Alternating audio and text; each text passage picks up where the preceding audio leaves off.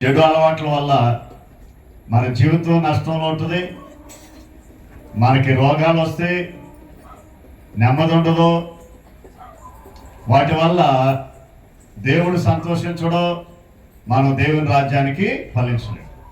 అందుకే ప్రతివారు క్రైస్తవులు అనేవారు శరీర సంబంధమైన ప్రతి బలహీనతలు విడిచిపెట్టుకుని చక్కగా మంచిగా మనం జీవిస్తూ మంచిగా ఆహారాలు తీసుకుంటూ చక్కగా సంతోష ఆనందాలతో జీవించే జీవితం క్రైస్తవ జీవితం. ఇది యేసుక్రీస్తు ప్రభు ద్వారా మనకి ఇవ్వబడుతుంది. కాబట్టి ఈ సంవత్సరం ఈ క్రిస్మస్ ఆరాధన ద్వారా, క్రిస్మస్ యొక్క ఈ వేడుకల ద్వారా ఒక ఆత్మైన దేవుని ఎదుకు మళ్లింపబడును గాక. మన ఊరికే క్రిస్మస్ చేయటం కాదు, చేయటం వల్ల మనం అలవాటుగా చేయటం వల్ల ఏ ఉపయోగం ఉండదు. కానీ దేవుడు నన్ను రక్షించాడు, దేవుడు నన్ను తన రాజ్యానికి వారసులుగా పిలిచాడనే ఆనందంతో మనం దేవుణ్ణి ఆరాధించేదే క్రిస్మస్. మన అంతరాత్మల నుండి, మన హృదయంలో నుండి దేవుణ్ణి గణపరుచుకునేదే నిజ క్రిస్మస్. అలా ఏ హృదయంలో యేసయ్య జన్మిస్తాడో, ఏ హృదయంలో యేసయ్య పుట్టి రక్షింపబడి చక్కగా దేవుని రాజ్యానికి ఎవరైతే జీవిస్తూ కుటుంబాలు ఆనందంగా సంతోషంగా మందిరాలకు వస్తూ సహవాసం కలిగి ఉంటూ దైవ కార్యక్రమాల్లో చక్కగా సురుగ్గా పాల్గొంటూ ఈ ఆత్మానందంతో జీవించే జీవితం క్రైస్తవ జీవితం. అల్పమైన ఈ దేహం, అల్పమైన ఈ జీవితం నుండి మనం ఏదో క్షణాన్న ఆత్మీయ జీవితంతో పరలోకానికి వెళ్ళే వారమై ఉన్నాం. మనం నిత్యరాజ్యానికి వెళ్ళే వారమై ఉన్నాం. ఆ నిత్యరాజ్యానికి మనం వెళ్ళాలంటే మన దేహంలో ప్రాణం ఉన్నప్పుడే ప్రతివారు దేవుని యందు భక్తితో ఉంటూ చక్కగా మందిరానికి వస్తూ వాక్యాలు వింటూ సహవాసం కలిగి ఉంటూ దేవునికి మహిమకరముగా జీవిస్తూ ఉన్నప్పుడు దేవుడు మిమ్మల్ని దీవిస్తాడు, మీ కుటుంబాన్ని దీవిస్తుంటారు, మీ జీవన స్థితిని ఆశీర్వదిస్తుంటారు. బలహీనతల నుండి, వ్యాధుల నుండి, శోధన నుండి, దుఃఖాల నుండి, సమస్యల నుండి, ప్రతి విధమైన నిందలు అవమానాల నుండి తప్పిస్తూ ఆయన రాజ్యానికి నడిపించే గొప్ప దేవుడు మన ప్రభు అయిన యేసుక్రీస్తు. అట్టి కృపాశక్తి ఈ క్రిస్మస్ వేడుకల ద్వారా నూతన శక్తి దేవుడు మీ అందరికి ఇచ్చునుగాక. మనం ఏం చేసినా దేవుణ్ణి మహింపరచాలి. మనం సంతోష హృదయాలతో దేవుని గణపరచాలి, దేవుణ్ణి స్తుతించాలి. మన దేవుడు స్తుతులకు పాత్రుడైన, ఆరాధనకు యోగ్యుడు. ఆయనకి మనం కృతజ్ఞతలు చెల్లించడమే. ప్రతి క్షణం దేవుణ్ణి మనం స్తుతించుకుంటూ ఉండాలి. ఈ దైవ కార్యాల్లో సహవాసంగా మనం అందరూ చేరి దేవుని స్తుతించాలి. చక్కగా మీరందరూ కూడా పాటలు పాడి దేవుని మహింపరచాలి. దేవుని వాక్యం కూడా మనల్ని ఆశీర్వదించేది. దేవుని వాక్యం జయము కలిగిన వాక్యం. దేవుని వాక్యం మనల్ని సరిచేసేది. దేవుని వాక్యం మన యొక్క బలహీనతల నుండి విడిపిస్తూ బలపరిచేది. దేవుని వాక్యమే మన ఆత్మీయ జీవితానికి ఆహారం. శరీరం బలపడటానికి మనం ఎలాగైతే ఆహారం తీసుకుంటామో అలాగే దేవుని వాక్యం మన ఆత్మీయ జీవితాలని ప్రతి క్షణం బలపరిచేది. కాబట్టి ప్రతి సమయం వాక్యాలు వినాలి. వాక్యం వినాలి. వినటం వలన విశ్వాసం. సహజంగా సెమీ క్రిస్మస్లు వచ్చినాయి అంటే వాక్యం మీద మనసు పెట్టరు. ఎప్పుడు పిల్లలు ఆ కోతి డాన్స్ వేస్తారు, ఇక అదే అనుకుంటారు, అదో క్రిస్మస్ అనుకుంటారు. సరే మంచిదే, పిల్లల ఆనందం కోసం చేయొచ్చు. కానీ ఇక దాని మీదే దృష్టి పెడతారు, వాక్యం మీద దృష్టి పెట్టరు. పైకి వచ్చేది మళ్ళీ అది చదివి ఇచ్చాది ఎనిమిదింటికి వస్తారు. వచ్చిన కానీ ఎవరు చీర కట్టుకొచ్చారని చూస్తుంటారు. లేదా పిల్లలు ఏ డాన్స్ చేస్తారా, ఇదే ఆలోచన. అందుకే మనం ఆత్మీయంగా దేవుల్లో ఫలించలేకపోతున్నాం. ప్రైవేట్ సంఘాలు ఏమేమి ఉండవు. విశ్వాసులు, పరిశుద్ధులు, సహవాసులు ఎదిగేవారు ఏమేమి చేయరు. వారు ఎంత మట్టుకి దేవుని రాజ్యం కోసం ప్రయాసపడుతుంటారు, ప్రార్థనలు చేస్తుంటారు, మందిరాల్లో గడుపుతుంటారు, కనిపెట్టే విశ్వాసంలో జీవిస్తుంటారు. కానీ ఇవన్నీ సంస్థల్లోనే, ఈ అడవిడంతా, ఈ ఆచారాలన్నీ ఇవన్నీ సంస్థల్లోనే ఉంటాయి. ఈ ఆర్సెమ్, సిఎస్ఏ, లోదరాను, ఈ మెయిన్ చర్చెస్ అంటే పురాతన కాలం నుంచి ఉన్న సంఘాలే కాదట్లా. కానీ ఒక అలవాటు భక్తిలో పెరిగిపోయాం మనం, ఒక ఆచార భక్తిలో పెరిగిపోయాం. ఆత్మరక్షణలోనికి రాలేకపోతున్నారు చాలామంది. కాబట్టి ఆచారంగా, ఒక అలవాటుగా మనుషుల్ని వెంబడించే భక్తి ఉండొద్దు. మనం చక్కగా దైవ సేవకుల నడిపింపులో వాక్యానికి ప్రాముఖ్యత ఇవ్వాలి. శ్రద్ధగా వాక్యాలు వినాలి, వాక్యాన్ని హృదయంలో చేర్చుకోవాలి, వాక్యంలో మన జీవితాలను బలపరుచుకుంటూ ఉండాలి. ప్రార్థనా శక్తితో మన జీవితాలు బలపరుచుకోవాలి. అలా ఉంటూ చక్కగా మనం సంతోషంగా, ఆనందంగా దేవుణ్ణి ఘనపరుస్తుండాలి. ఆనందించుడి, మరలా చెప్పుదును. ఏ సమయంలో ఆ సమయంలో చేయాలి. చక్కగా ప్రార్థన, వాక్యం, ప్రార్థనలు అయిన తర్వాత అప్పుడు పిల్లలు కార్యక్రమం సంతోషంగా అందరూ తిలకించాలి. కాబట్టి మీరు ఇప్పుడే 8:30 వస్తున్నారు, మరి ఏం చేస్తున్నారు? కేకులు ఉన్నాయి మీ అందరికీ కాదమ్మా. 8:30 వస్తున్నారు, ఏం చేద్దామని ఇప్పుడు వచ్చి ఏం చేశారు ఇంటికాడమ్మా? 23వ తారీఖు సెమీ క్రిస్మస్ అంటే చక్కగా 6:30 కల్లా మీ పనులు అయిపోవాలి కదా. ఆతృత ఉండాలి, పనులు అయిపోవాలి. చక్కగా వంట వండేసుకుని ఇంట్లో పెట్టుకుని తినేసి వచ్చారేంటి కొమ్మతీసి? లేదుగా, మంచిది, దేవుని స్తోత్రం. జ్యోతిగా తెలియదంట, మిగిలిన అందరు తిని వచ్చారు. మంచిది అంటే నవ్వుతలే. సరే, ఏదేమైనా సమయం చాలా విలువైందమ్మా.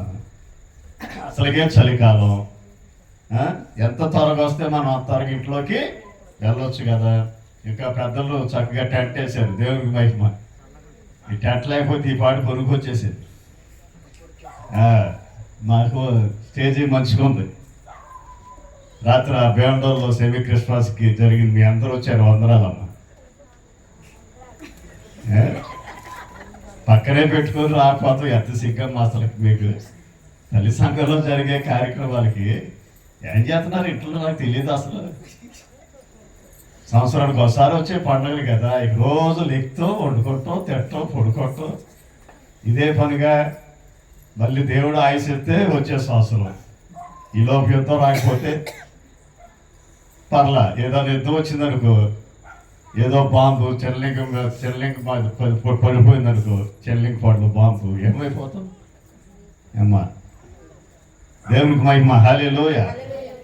వస్తూ ఉండాలి, చక్కగా సంఘానికి వస్తూ ఉండాలి. ఆయన రావట్లేదు మనం అనుకోకూడదు. మనం వెళ్ళావా లేదా? మనం దేవుని సహవాసంలోకి వెళ్తున్నావా లేదా? చక్కగా సేవకులు ఆహ్వానించి కానీ ఆసక్తి ఉండాలి.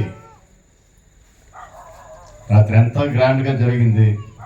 700 మంది వచ్చారు ఈ సంవత్సరం. 700 మంది జనం, దూర దూర ప్రాంతాల నుంచి.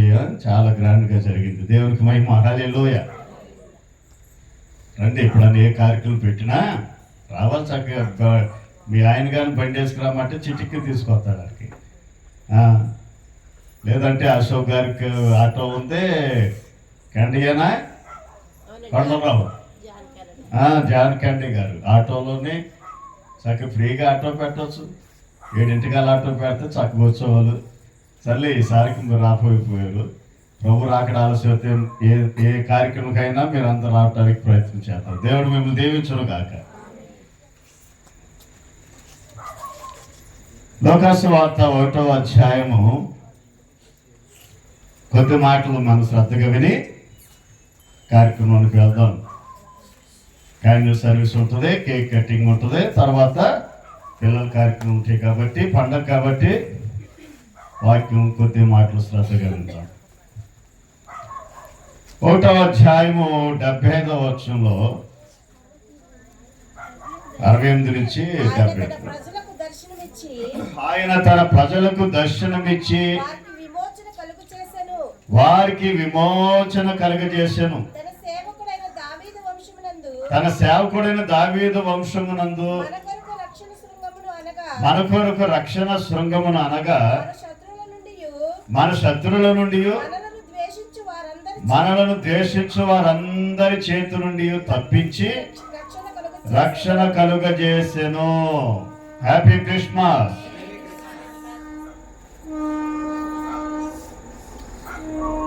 సేవకుడైనటువంటి జకరియా ద్వారా పరిశుద్ధాత్మ దేవుడు ప్రవచింపజేసినటువంటి మాటలు.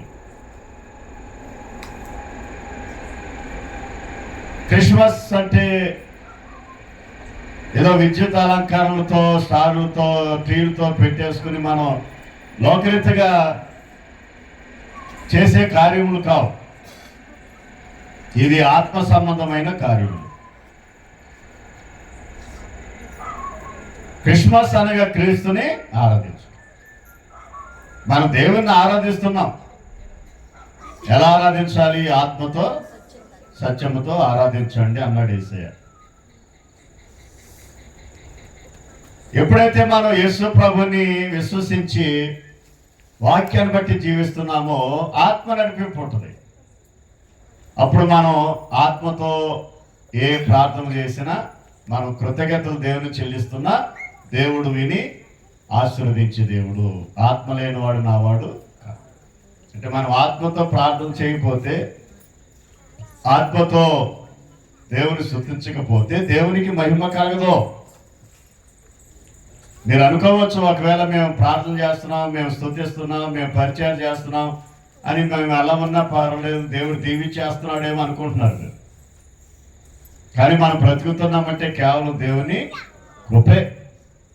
మనం ఏమై ఉన్నామో అది దేవుని కృప వల్లే, కానీ మనం బట్టి కాదు. దేవుడే నడిపిస్తున్నాడు. అయితే దేవుడు మనకి ఇచ్చిన ఈ జీవితం, ఈ సమయాలను బట్టి మనం బ్రతుకుతాం దేవుని కృపలో. అయితే నన్ను బట్టి దేవుడు మహిమ పొందుకుంటున్నాడా, నేను దేవుని నిత్యరాజ్యానికి ఫలిస్తున్నాను అనేదే ఎవరికి వారు గమనించుకుంటున్నారు. కాబట్టి మనం అందరూ కూడా యేసుక్రీస్తు ప్రభు ఆనాడు లోకానికి మనిషి కుమారుడుగా వచ్చటం బట్టే ఈ భాగ్యం దొరికింది మనకి. ఈరోజు మనం అందరూ దేవుని పిల్లలుగా ఏర్పాటు చేయబడ్డాం. అందును బట్టి మనం దేవునికి ఎంతగానో కృతజ్ఞతలు చెల్లిస్తున్నాం. జకరియా ఎలిజబెతుల జీవితంలో దేవుడు చేసిన కార్యాన్ని బట్టి దేవునికి స్తుతి చెల్లిస్తున్నాడు. ఇక్కడ ప్రభు అయిన ఇశ్రాయేలు దేవుడు స్తుతింపబడును గాక. హల్లెలూయా. ఆయన పలుకుతున్నాడు, ప్రభు అయిన ఇశ్రాయేలు దేవుడు స్తుతింపబడును గాక. జకరియా ఎలిజబెతులు దేవుని సేవ చేస్తున్నారు. యాజక ధర్మంలో జకరియా ఎలిజబెతులు ఇద్దరు కూడా దేవుని చేత ఏర్పాటు చేయబడిన వారై వారు దేవుని సేవ చేస్తూ నీతిమంతులుగా జీవిస్తున్నారు, యథార్థ భక్తులుగా జీవిస్తున్నారు. సకల విధములైనటువంటి ఆజ్ఞలు చొప్పున వారు నడుచుకొనుచున్నారు. చూడండి, వారిద్దరు కూడా దేవుని సేవకులు వారిద్దరు కూడా నీతిమంతులుగా జీవిస్తూ ఉన్నారు. ఎంతోమంది సేవకులు ఉన్నారు. ఆనాడు యాజక ధర్మం అంటే ఒకరే చేయరు, ఒక్కరి వల్ల అవదు. దేవుని పరిశుద్ధ స్థలములో ప్రజల నిమిత్తం బలులు అర్పించే పరిచర్య, యాజకత్వం పరిచర్య. ఎదరికి రండమ్మా, ఎదరంతా ఖాళీ ఉంది. రండి, మళ్ళీ మధ్యలో కూర్చున్నారు. ఎదరికి వచ్చేయండి, వచ్చినట్టు వచ్చినట్టు. అమ్మా చక్క ముందుకు వచ్చేయండి. బాగా మంచి పడకుండా ఉంటుంది. గంట కిందకు వచ్చేయండి. హల్లెలూయా. కాబట్టి యాజక ధర్మంలో ఉన్నటువంటి వారిలో జకరియా జీవితంలో దేవుడు ఆశీర్వదించి దీవించి వారి గర్భమున ఒక కుమారుని దేవుడిచ్చాడు. యోహాను అని పేరు పెట్టారు. యోహాను దేవుని చేత పంపబడిన వాడు యేసుక్రీస్తుకి ముందుగా ఒక దూతగా పంపబడినవాడు అని అర్థం. అంటే యేసు ప్రభు యొక్క మార్గాన్ని సరళం చేయవాడు. ఈ జకర్యా ఎలిజబెతుల యొక్క విశ్వాసాన్ని, వారి యొక్క నీతిని, వారి భక్తిని దేవుడు చూసి వారిద్దరూ అప్పటికి వృద్ధాప్య వయసు వచ్చినప్పటికీ ఎలిజబెత్ గర్భమును పరిశుద్ధాత్మ దేవుడు దీవించి ఆమె గర్భమున కుమారుణ్ణి జన్మింపజేశాడు. ఈరోజు వారిద్దరు కూడా ఈ లోకమంతా గొప్ప సాక్షులుగా ఉన్నారు ప్రియుల. ఆ కార్యం చేసినటువంటి దేవుణ్ణి స్తుతిస్తున్నాడు, ఆ దేవుణ్ణి కనపరుస్తున్నాడు. యేసుక్రీస్తు యొక్క రక్షణ కార్యాన్ని బట్టి పరిశుద్ధాత్మ ప్రేరేపణతో జకర్యా దేవుణ్ణి స్తుతిస్తున్నాడు. ఆత్మతో జకర్యా నింపబడి ఇలాగూ దేవుణ్ణి స్తుతిస్తూ ఉన్నాడు, ప్రవశిస్తూ ఉన్నాడు. ఆయన తన ప్రజలకు దర్శనమిచ్చి వారికి విమోచన కలుగజేసెను. తన సేవకుడైన దావీదు వంశమునందు మన కొరకు రక్షణ శృంగమును, అనగా మన శత్రువుల నుండి మనల్ని ద్వేషించు వారందరి చేతు నుండి తప్పించి రక్షణ కలుగజేసెను. యేసుక్రీస్తు ప్రభువు మనుష్య కుమారుడుగా, రక్షకుడుగా ఈ లోకానికి ఎందుకు వచ్చాడు? అనేక ఉద్దేశాలు, అనేక విషయాలు దేవుడు తెలియజేస్తున్నాడు. కానీ ప్రాముఖ్యంగా ఆయన ఈ లోకానికి ఎందుకు రావాల్సి వచ్చింది? పరిశుద్ధాత్మ దేవుడు పౌలు గారి ద్వారా మాట్లాడాడు కదా, తిమోతికి రాస్తూ పౌలు గారు ఏమంటాడు? 1 తిమోతి 1:15 పాపులను రక్షించుటకు మనుష్య కుమారుడు క్రీస్తు యేసు లోకమునకు వచ్చెనను వాక్యము నమ్మదగినదియు పూర్ణాంగీకారమునకు యోగ్యమునై ఉన్నది. స్పష్టంగా దేవుడు చెప్తున్నాడు, ఆత్మ ద్వారా పలికిస్తున్నాడు పౌలు గారి ద్వారా. ఏమంటున్నాడు? పాపులు రక్షించుటకు క్రీస్తు యేసు లోకమునకు వచ్చిన వాక్యము నమ్మదగినది. ఎందుకు యేసయ్య లోకానికి వచ్చాడో ముందుగా అందరూ ఏం చేయాలి? నమ్మాలి. నన్ను రక్షించడానికి, నా పాపం నుండి నన్ను రక్షించడానికి, నా పాపం నుండి నన్ను విడిపించడానికి ఆయన రక్షకుడిగా లోకానికి వచ్చాడని ఆ నమ్మకం నీలో ఉంటే నీవు దీవించబడతావు. అంటే పాపం అంటే ఆజ్ఞాతిక్రమమే. ఆనాడు ఆదాము హవ్వలు ఆజ్ఞను అతిక్రమించి పాపం చేశారు. పాపం వల్ల వచ్చే చేత ఏ మరణం వచ్చింది వారికి? దేవుని మహిమను పోగొట్టుకున్నారు. మహిమ శరీరాన్ని పోగొట్టుకున్నారు.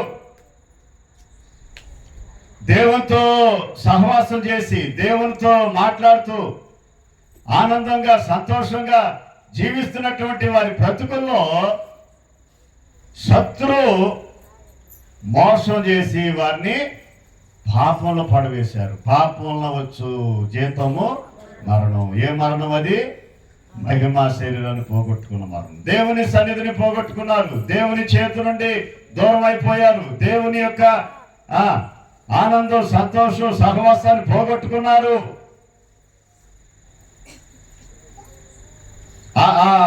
మహిమా శరీరాన్ని వారు విడిచిపెట్టేసుకున్నారు. మానవ శరీరం చేత నీ బ్రతుకాలం అంతేక మీరు శ్రమతో చెమట వచ్చి బతకాల్సిందే. రోగాలు వస్తాయి, అవమానాలు వస్తాయి, నిందలు వస్తాయి, శోధనలు వస్తాయి, శ్రమలు వస్తాయి, దుఃఖాలు వస్తాయి. ఇక మీరు కష్టపడి బతకండి పోండి అన్నాడు దేవుడు.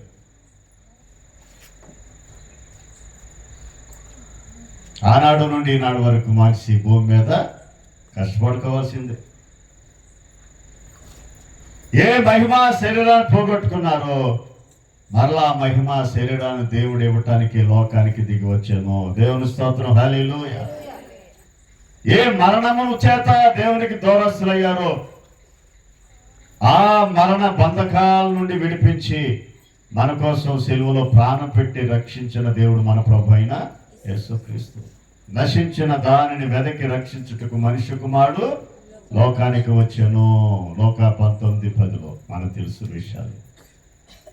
యేసుక్రీస్తు ప్రభువారు పాపం రక్షించడానికి